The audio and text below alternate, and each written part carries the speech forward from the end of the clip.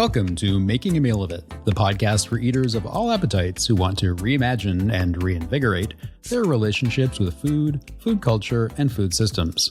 I'm David Santo, your host and fellow human eater. I'm also a professor, writer, and artist working in and with food. This mini episode is a kind of how-to for the show, an introduction to the ways I've conceived and produced it.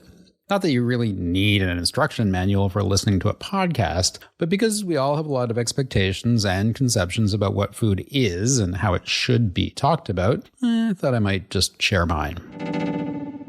When I came up with the idea for this show, it was because I wanted to share a way of thinking about food through the idea of complexity.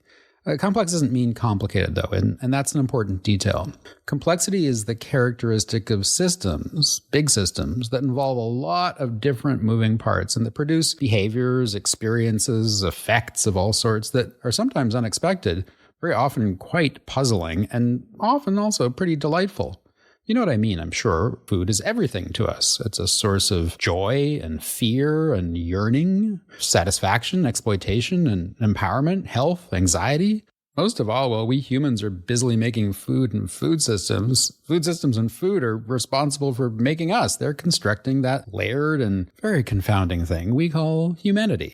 But even as our local, regional, and global food systems get more and more complex, food itself is often made to appear simple by the large corporations and institutions that are in control of its production and transformation and its transportation, its regulation, and its sales, of course. For pretty obvious reasons, profit and power-seeking organizations want us to just not spend too much time thinking before consuming.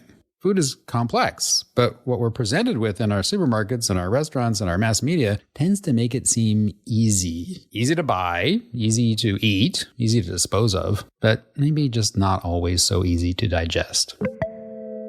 So recomplexifying food without making it complicated is what this podcast is all about.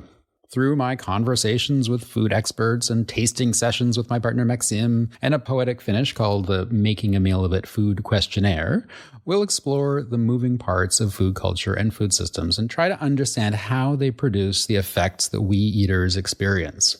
Some of my guests are from the worlds of research and theory, others from industry and practice. Some are cooks, some are thinkers, some are business and media people.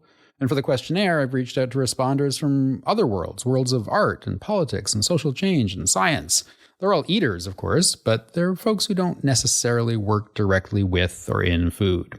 Together, I hope this assembled crowd will help make a tasty meal of it for you, our listeners.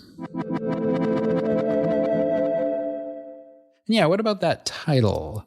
Making a meal of it basically means putting more time and energy into something than is necessary. But I'm using the expression a little facetiously, since to me, and maybe to you if you're listening, I think it's worth putting lots and lots and lots of time and energy into food. I mean, why not? Why limit things to only what is necessary? Besides, food is every human being's most important and most intimate relationship. So wouldn't you want to put plenty of time and energy into making that a respectful and resilient one? So as you get ready to listen to the first real episode of this podcast, remember that, above all, food is complex. Sometimes that means talking about it in abstract terms, through theory and ideas. Sometimes it means sticking things in your mouth, rolling them around on your tongue, and bravely swallowing them down. Sometimes we'll be serious, sometimes we'll be playful, sometimes you'll really vibe with the conversation, and sometimes you might be confused. If that happens, just try to stick with it. But you're, of course, also welcome to skip to the next segment, because just like a regular meal at a table with friends, not every dish is going to appeal to everyone's appetite. The 15 episodes of this first season range across a lot of themes, from kitchens to fermentation, fat, fish, and pudding, to restaurant culture and cultural conflict. Be prepared for some unusual perspectives on these subjects, and please stay open to the idea that food deserves a lot more attention than we usually have time for. I'm always happy to hear your comments and feedback too, and if there's something you want to know more about, I'll try to weave it into a future episode. You can contact me through most social media platforms at Making a Meal Podcast. Okay, enough of me talking and talking. Let's move on to episode 101. I hope you're hungry.